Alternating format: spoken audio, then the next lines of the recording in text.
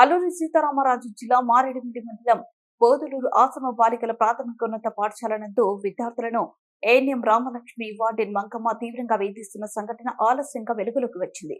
విద్యార్థులకు విద్యాబుద్ధులు నేర్పించాల్సిన ఉపాధ్యాయులు వెట్టి చాకరీ చేస్తున్న వైనం, విద్యార్థులకు తామర గజ్జి ఉంది అనే నెపంతో విద్యార్థుల వస్త్రాలను ఇప్పించి ఇనుప గొట్టాలతో బెత్తాలతో కొడుతున్నారంటూ తమతో వెట్టి చాకరీ చేయించుకుంటున్నారని గిరిజన బాలికలు ఆవేదన వ్యక్తం చేశారు.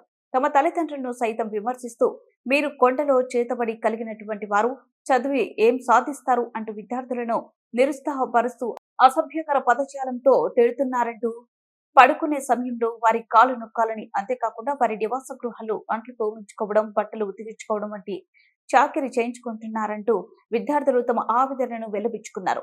మాకు ఈ ఏఎన్ఎం రామలక్ష్మి మరియు వార్డెన్ మంకమ్మ వద్దంటూ ప్రధాన ఉపాధ్యాయురాలు దృష్టికి తీసుకువెళ్లిన ఎటువంటి సమాధానం లేదని, మమ్మల్ని వేధించిన ఉపాధ్యాయులపై కఠిన చర్యలు తీసుకోవాలంటూ విద్యార్థులు వేడుకున్నారు.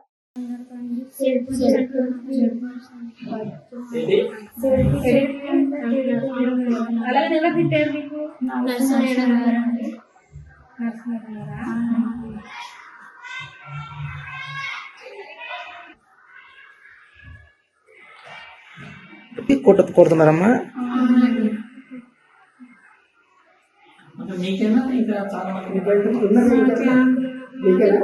అంటే కురుకులు వచ్చిన వాళ్ళకైనా అందరికీ కురుకులు వచ్చిన వాళ్ళ ఇప్పుడు గుర్తుందంటే ముందుగా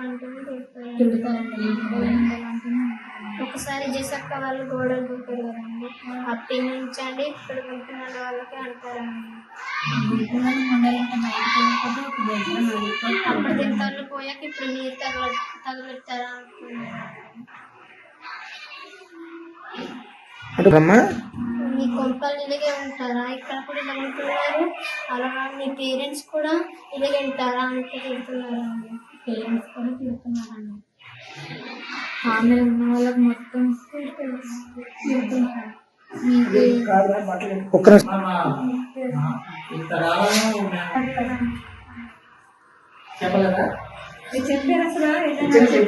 చెప్పాలనుకున్నామండి, కానీ మచ్చలక్ష్మి చేశాను బాబాయ్ ఇలా పుచ్చుకుంటున్నారు మళ్ళీ మేడం గారు మళ్ళీ తిడతారని చెప్పలేదు. అవునండి, చెప్పాలనుకున్నారని చెప్పలేదు. వార్డు గారు తెలిసే విషయం తెలుసు. ఆమె ఏమంటారు?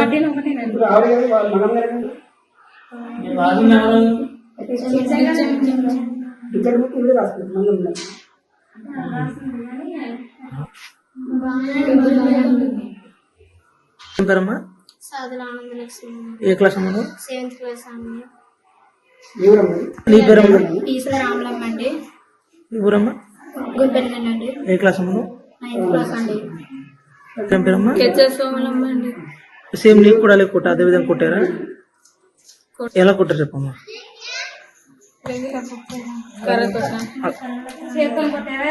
కర్రతో కొట్టారండి. హర్ష మేడం గారు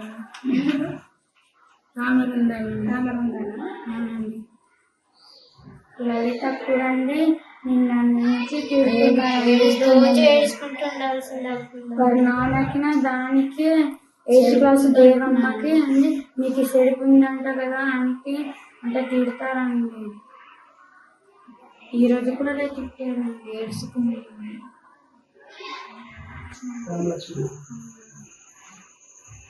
మేడం గారు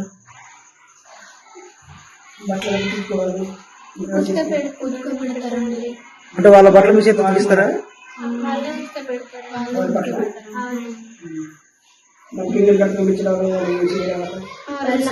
నా పేరు సాధుల సుందరమ్మ అండి. AGH బోధులూరు కూడా చదువుకుంటున్నానండి. మా ఊరు పేరు గుంపెనగండి అండి. నేనండి సాయంత్రం అండి అక్కడండి మా స్కూల్లో అండి చాలా గట్టిగా కొడతారండి.